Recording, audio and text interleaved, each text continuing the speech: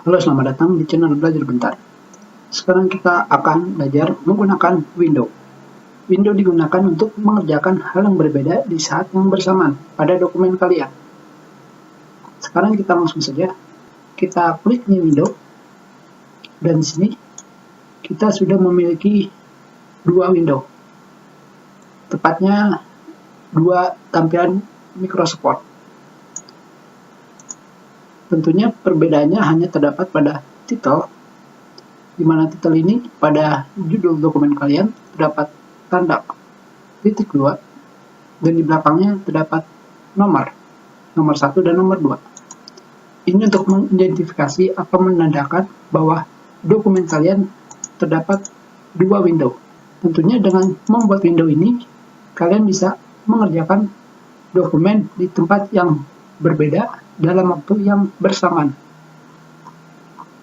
Seperti kalian misalkan melihat tulisan ini dan kalian ingin memasukkannya ke dalam tabel.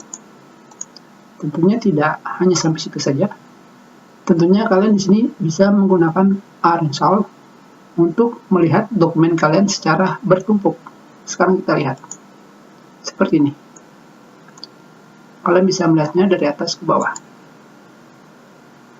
Tentunya yang menjadi kendala jika kalian menggunakannya adalah kalian melihat tampilan dokumen kalian lebih kecil. Jadi lebih baik kalian menggunakannya secara bersampingan. Tidak menggunakan arrange all. Yang selanjutnya adalah split. Split digunakan untuk melihat dokumen kalian menjadi dua bagian. Sekarang kita lihat. Berbeda dengan new window, dengan menggunakan split, kalian hanya membuka satu window atau satu dokumen untuk melihat dua bagian pada dokumen kalian. Tentunya untuk menghilangkannya, kalian hanya perlu mengklik remove split. Dan selanjutnya adalah di sini, view side by side. Melihat secara menyamping, seperti ini. Tentunya, jika kalian menggunakan view side by side, kalian akan langsung mengaktifkan synchronous scrolling. Sekarang kita lihat. Synchronous scrolling digunakan untuk mengaktifkan scroll pada dokumen kalian secara bersamaan, sinkronisasi. Untuk menonaktifkan synchronous scrolling, kalian hanya perlu mengkliknya, seperti ini, dan akan kembali seperti sebelumnya.